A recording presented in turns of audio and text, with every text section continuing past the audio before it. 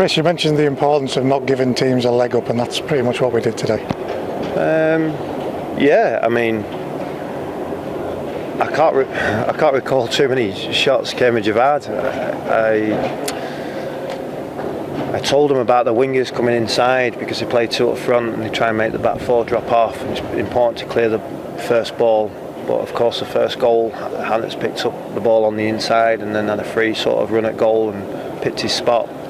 But all the goals were very similar. Even the third goal was us heading the ball inside, and then he picked that up, played it wide to the right and scored a third. But I suppose a little bit similar to last week in terms of where my head is in terms of watching that match. It's hardly ever right, it's always left. We've constantly been involved, but I don't, without looking at the stats, know. But I would imagine we've probably had close to 20 type attempts at goal, but not enough attempts working the goalkeeper. I thought their two centre halves were just better than ours. So any cross that came in, they headed.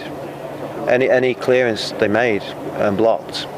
The two centre forwards that played today for Cambridge, if you look at it, they did very well in terms of being very physical and nudging and pushing and clipping heels and doing things like that, and they did that excellently. So it put ours out of their stride, and I think that made a significant difference to the result. When you've worked so hard, and I know you have through the week, on what the dangers are going to be, and then two players collide and there's a goal, somebody doesn't stop a cross and there's a goal, how do you legislate for that? Well, you can't, can you really? So you learn, that's all you can do, and then you look to progress your team to make sure it doesn't happen again. That's what you do. That's all you can ever do. There's some good passages of play, there's some constant pressure, but of course we didn't create the clear chance. I thought Ethan did well coming on, got a bit about him. But if you look at the plays we had out today, it's excellent, but it's early. It's the first, they've got to get in rhythm themselves. It's the first away game where we've had to travel and get ready for it. So they've got to find themselves. I've just told that to the changing rooms, that I'm not going to fall out with everybody. It's simple what we need to do. It's simple how we should have played against Cambridge. And if I'm being truly honest, if you include both this week and last week's game, it's hard to judge your opponent in terms of how they play. But they beat you 3-0. It is ridiculous, the amount of possession that we had, the amount of entries into the final third, the deliveries into the box, and yet we've not got a goal to show for it. What do we have to do to make that happen? I think we need to stop being so nice, because if they physically put down, the boys are strong. That's all they did, Cambridge. The two centre halves were constantly fouling JJ in the first half, but got away with it. And the two centre forwards were constantly fouling my centre halves and got away with it. And it made a big difference today because the ref can't see what's going on.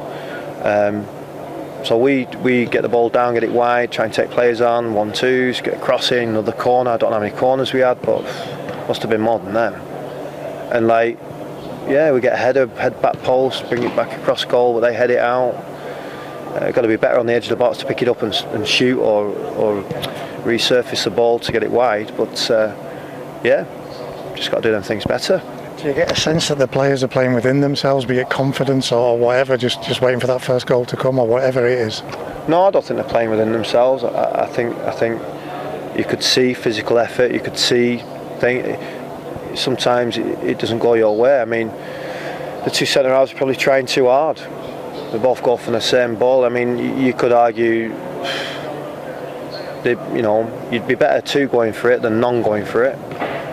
But it's just collided with them at that point where it's bounced to them. It shouldn't happen, but it has. No sense of hitting any panic buttons or anything like that, is there? Well, you've seen the game, so I'd suggest completely not. But what we do have to do is make sure that, I've just said to Paul, he conceded 3 goals a game. I can't remember him making a save this week or last week. That is a fact, isn't it? It seems to be that the opposition team is taking those moments, turning them into goals, and we're not. Yeah, that's what happens. What will you do this week just to keep the focus? Because is there any danger that the lads will start to dip in confidence at all? Well, of course there is. Confidence breeds, doesn't it? But our preparation has been absolutely brilliant from the football club.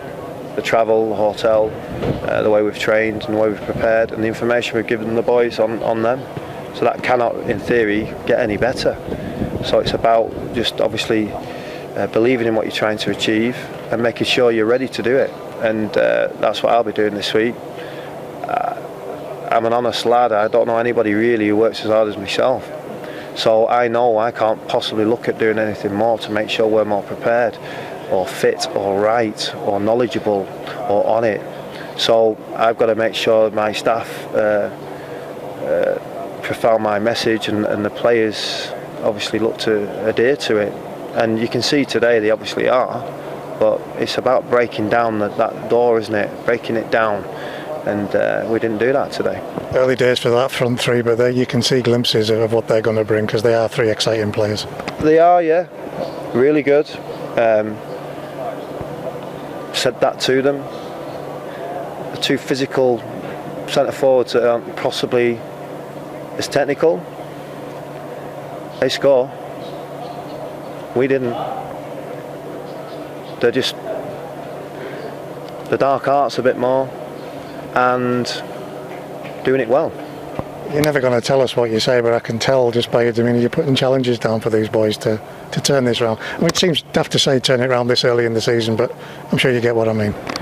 Well, it's the first league game of the season, but of course what people will do is say, oh wow, what about the first two cup matches? But you know, like I said, the players have to get in rhythm and playing, and they need to learn to respond when there's no crowd. And it's so difficult going behind it in the current circumstances, because the footballs take forever to get back on the pitch, because you have to pick the other ones up, and the refs aren't speeding up opponents to make sure it's right. And it's wrong that the balls behind the goals are miles away second half. They were nearer first half. The ref doesn't see these things, and it significantly makes difference to tempo and opportunity to fight and play. You know, you see players kicking the ball comes back on the pitch, you can't play. And it slows everything down when you want to get in. You know, you're chasing, we were chasing, and the lads chased. So if they'd not chased, I'd be very, very, very frustrated, but they did. It sounds hollow to say, but there is a lot of positives to take, and I'm sure that's what you'll build on this week. Oh yeah, it's good. But we've talked about it in there. I just think Cambridge's two centre halves, two centre forwards were more physical and better than ours, and it had significant accountability for result. Aaron came off. Any early diagnosis on him? He was a little bit dizzy, seen a little bit of a black spot, he said, so not sure. So hot day, not getting what he wants, but you can't question Aaron's commitment. So we'll definitely look into it and make sure he's good for next Saturday. You mentioned him already, but Ethan, he made really good use of his time on the pitch there. Yeah, look, good player, responsible, took the ball, good in 1v1. Yeah, enjoyed his time on the pitch. It was good. Chris, thank you.